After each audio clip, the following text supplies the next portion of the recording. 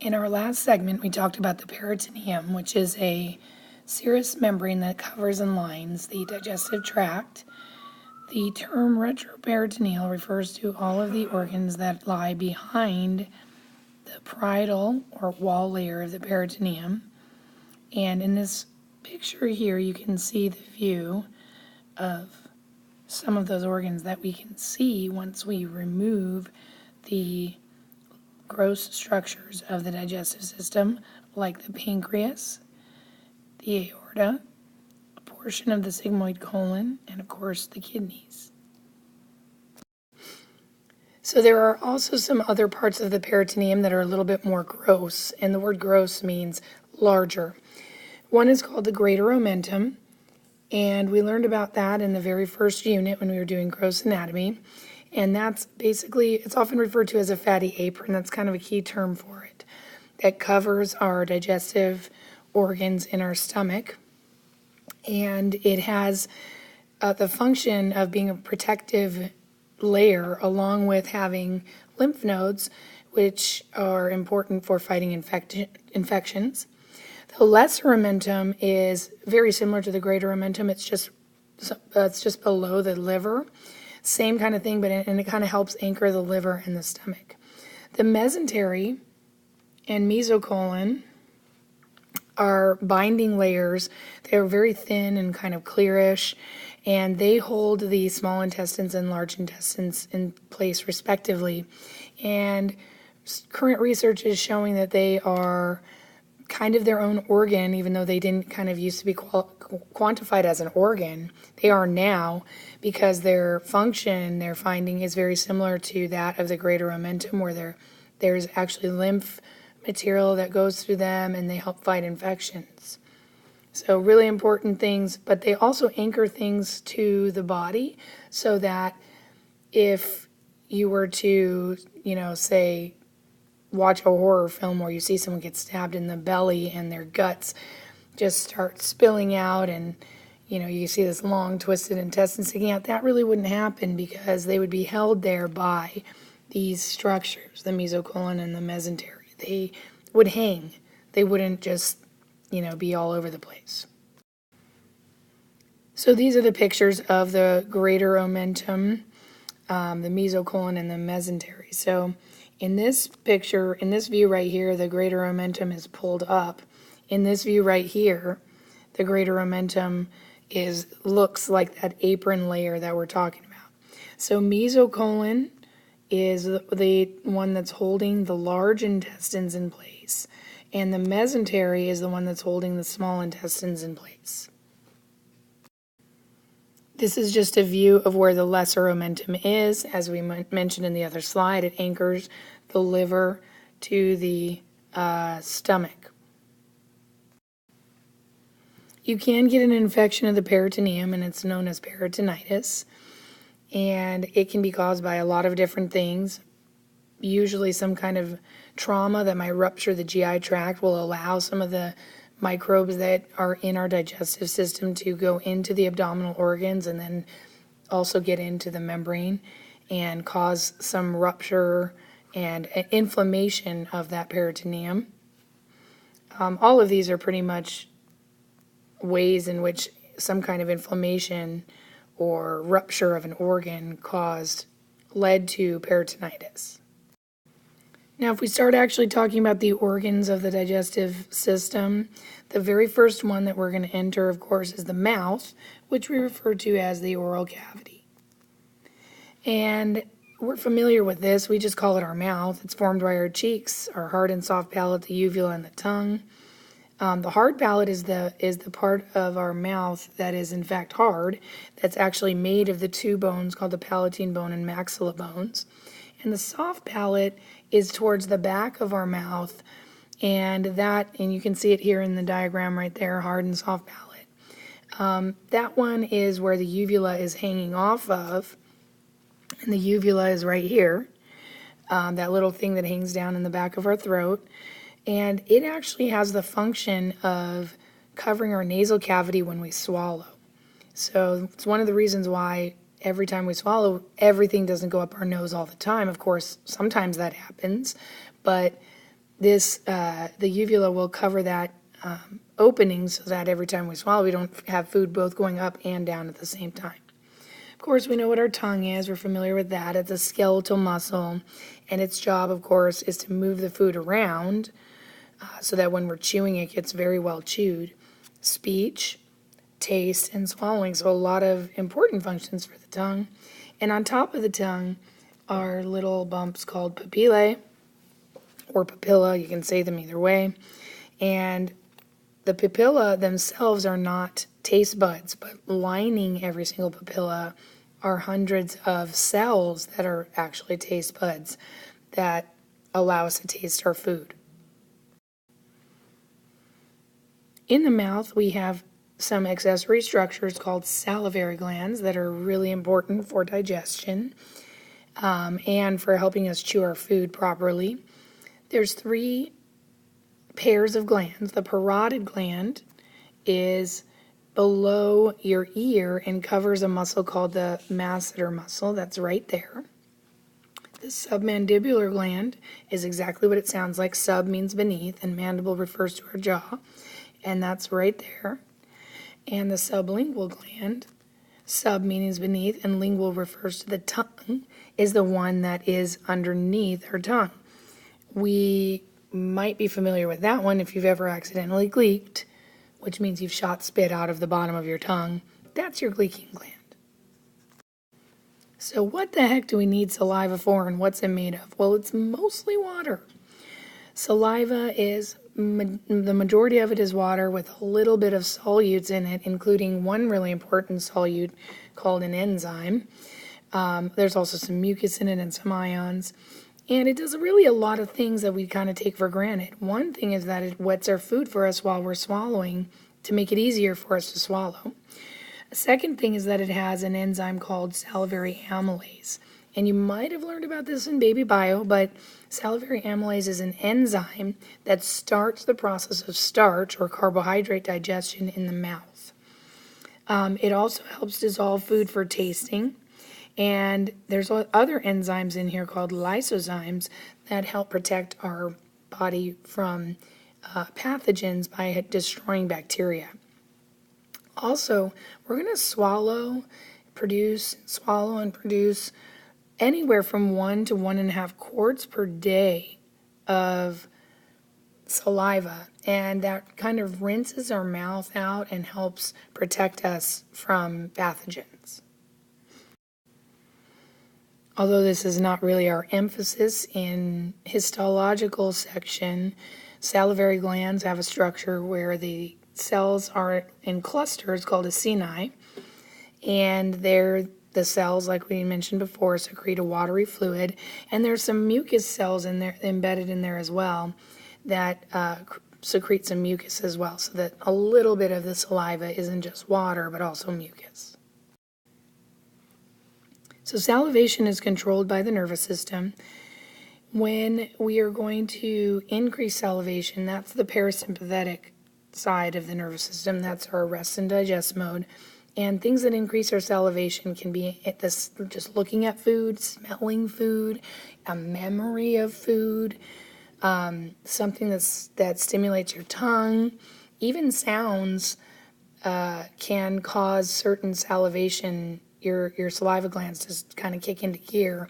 If you've ever just walked outside and you could smell somebody's barbecue, or you walk in the house and you smell baking cookies, it'll start causing your mouth to water in preparation for eating.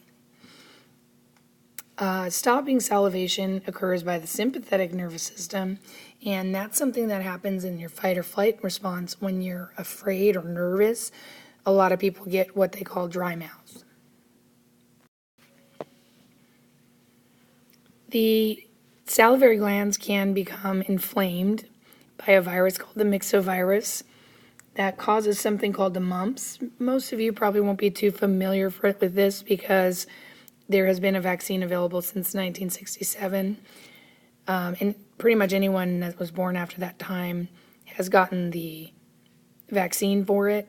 But basically, if you were to get an infection in those glands, particularly the parotid gland, will inflame and get enlarged.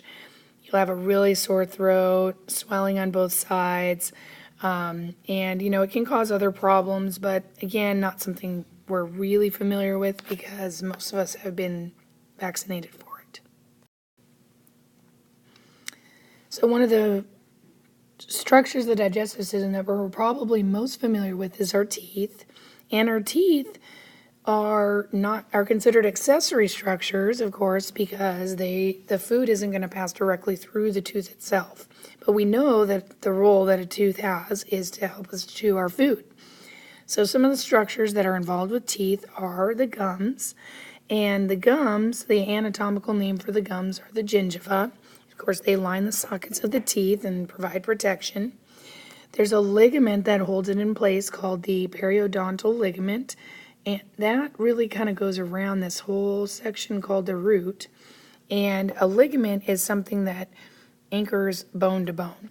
So in this case, we're talking about it going from bone to tooth. And this bone that our teeth are embedded in, the lower teeth it's called the mandible, and the upper teeth it's called the maxilla. So the crown is the portion of the bone of the tooth that we can actually see. That's considered the crown, and it's covered with a hard substance called enamel. And the roots are the stuff that we can't see that are really below the bone line, essentially. And of course, they anchor the tooth into its socket. And then between those is the neck. And the neck is really just the junction of those two things. Finally, we have the pulp cavity.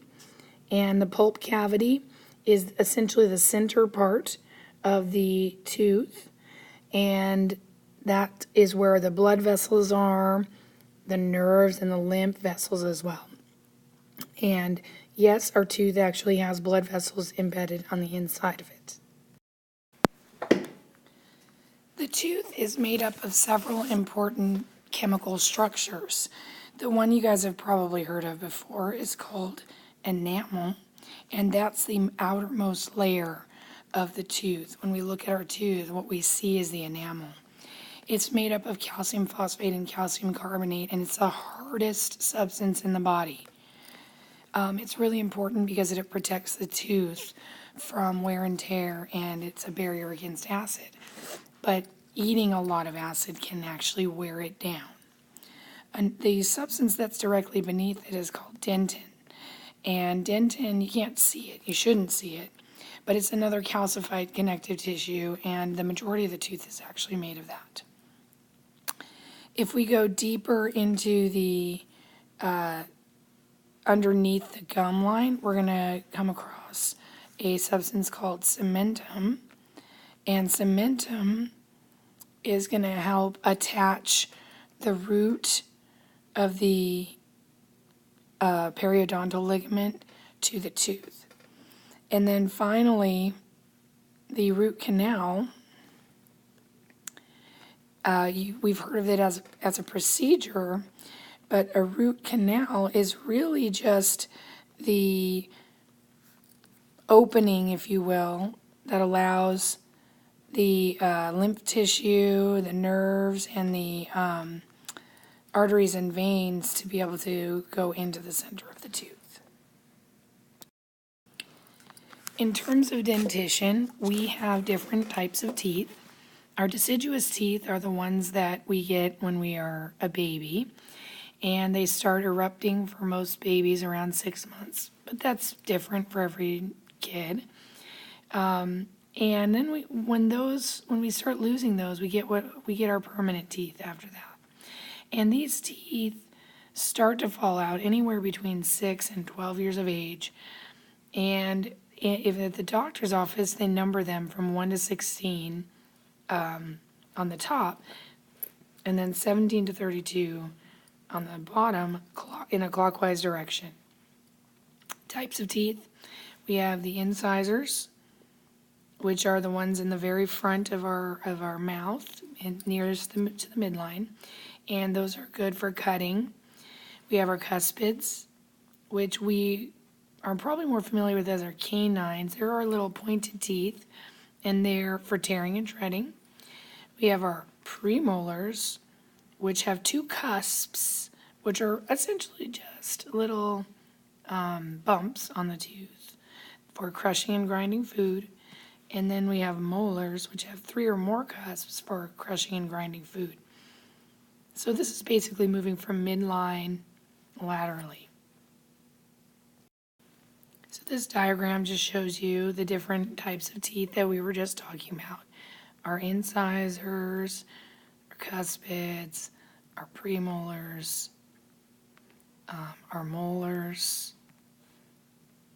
and this third molar we are most familiar with as our wisdom tooth.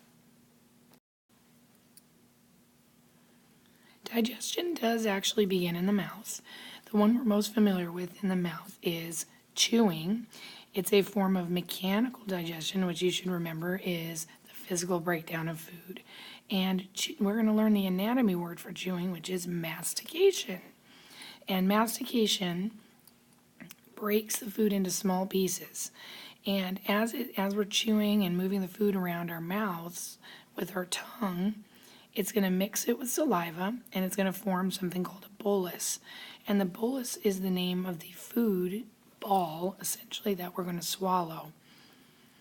But in addition to physical breakdown, there's actually some chemical digestion that occurs in the mouth. The first important digestion begins with salivary amylase. When we see this enzyme called amylase, we should know that all these types of amylases will break down starches. So starch digestion begins in the mouth. So essentially, if you eat a piece of bread or a tortilla or a piece of fruit or a potato, that's a starch, and that's going to start actually physically and chemically breaking down because of this enzyme. And that will continue until we hit the gastric juices.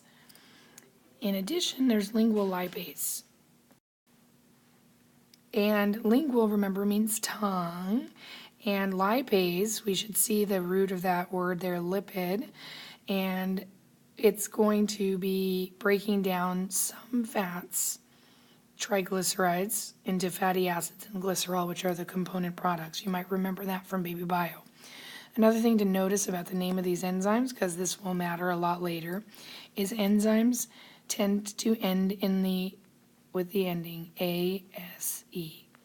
So amylase, lipase, carboxypeptidase, etc.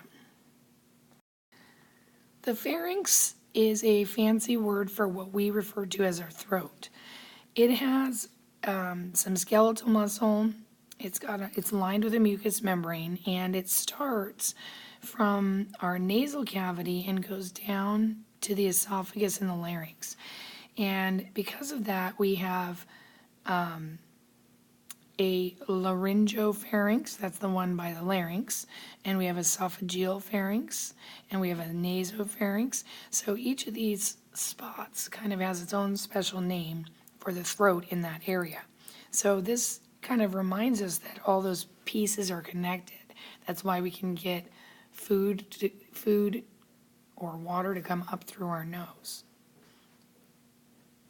Now, deglutition is our anatomy word for swallowing. So we just learned the mastication is chewing, and then when we're going to be involved in deglutition, we're going to swallow, and the substance that we're going to swallow is called a bolus. So we don't really think about swallowing very much, but basically what happens is when that bolus hits a certain part of our oropharynx, which is the throat behind our mouth, essentially right behind our tongue, it's going to start a reflexive action in our brainstem. And that particular part is the medulla oblongata. We learned that that had a lot of our, what they call non-vital reflexes. From there, the soft palate lifts up and closes off the nasopharynx. That's by that little guy called the uvula.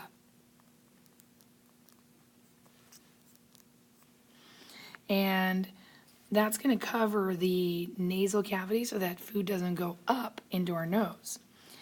And then from there, in addition, kind of all at the same time, is the larynx, which is where our windpipe is and where our vocal cords sit is going to lift up, and then a little substance or little covering called the epiglottis bends over to cover the glottis so that food doesn't go down our windpipe. So swallowing, we kind of take that for granted, but it's actually a very complex process that is preventing food from going up into our nose and down into our windpipe, but making sure it goes down into our esophagus. So the esophagus is commonly called our food tube. It's a muscular tube right there, lined with stratified squamous epithelial tissue. And if you recall from the first part, it was lined with that because as food passes down it, it's going to shed a lot of cells. And it's in front of the vertebrae, or anterior to the vertebrae, but posterior to the trachea. It's also behind the heart, and it's going to pierce the stomach, or pierce the diaphragm at the hiatus. So if you've ever heard of someone having a hiatal hernia, that's basically where the stomach, a portion of the stomach is poking up through the diaphragm at that spot, at the hiatus. Histologically, the esophagus is kind of interesting. In the mucosal layer, as we just mentioned, we have stratified squamous. Submucosa has a lot of mucus glands to help our bolus slide down. And then the muscularis layer is quite interesting because the upper 1/3 of it is skeletal, because we have voluntary control over, to some degree, voluntary control over swallowing. The middle part is kind of mixed, and the lower part is all smooth. So we don't have to think about swallowing once we've swallowed. It's just going to continue to move, the bolus is going to continue to move down towards the stomach. And then, of course, there is an upper and lower sphincter. A sphincter is just a anatomical word for a circular muscle. We have them all over the digestive system, and a lot of people joke and call people sphincters and think they're only referencing the anus, but they're in several places in the digestive system, because really sphincters act as valves. And they're usually one-way valves so that food goes one direction. So this diagram is just a repeat of what I had already talked about with some of the technical terminology. So the voluntary stage of deglutition, which is swallowing, is the bolus moves towards the back of our oral cavity. And once it gets to a certain point, it becomes involuntary in what we call the pharyngeal stage.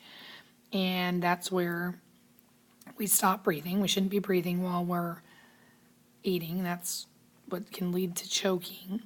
Our airways get closed as the larynx lifts up. And at the same time, the soft palate and uvula close off the nasopharynx so that food doesn't go up into our nose. And once we've officially kind of swallowed, we're in the esophageal stage. And we're going to kind of ignore this. This is just a typo there where it says pharyngeal stage again. Should be just esophageal stage. And basically food gets pushed down towards the stomach by a process called peristalsis. Peristalsis is just a fancy word for smooth muscle contractions that are going to kind of squeeze that food and make it move downward. And this is a description of what happens once we get into that phase where we're using peristalsis. And because of the way that the fibers are arranged, the muscular fibers are arranged, it allows the food to kind of be squeezed behind it. So what happens is the fibers squeeze to push the circular fibers squeeze the bolus down. And then just below the bolus, the walls are going to contract and push outward to allow it to move downward. And that process just repeats and repeats and repeats as the bolus slides downward. Once it reaches the lower esophageal sphincter, which is right here, that's essentially the opening between the esophagus and the stomach, then that has to relax and allow food to enter into the stomach. you can kind of think of it like squeezing a tube of toothpaste from the bottom towards the opening. And it takes about 4 to 8 seconds for solids and only about a second for liquids, because liquids don't really have to be squeezed. And finally, one of the disorders of the esophagus is called GERD, or gastroesophageal reflux disease. If that sphincter that we just showed you, the lower esophageal sphincter, it's also called the cardiac sphincter, doesn't open properly or opens too much after we've eaten food, then food can actually, from the stomach, can actually go back up into the esophagus. And that's going to cause burning and irritation in the esophagus because food from the stomach is mixed with acid. And it can feel very much like chest pain or a heart attack because the esophagus is behind the heart. So that's why if you suffer from heartburn, it's a burning sensation that's right in that chest area where it's really the esophagus. It's not really your heart, but it's caused by those contents going back up into the esophagus. There's lots of treatments for controlling symptoms of GERD or heartburn. For the most part, you avoid laying down after you eat a large meal. Lots of things can make the relaxation of the sphincter worse and irritate the stomach as well. Acidic foods like coffee and chocolate, tomatoes, fatty foods can be worse, onions, mint, spices. Most people can get by just fine with Tagamet or Pepcid, which are acid blocking medications, and other people can just take like antacids like Tums to kind of neutralize the stomach acid.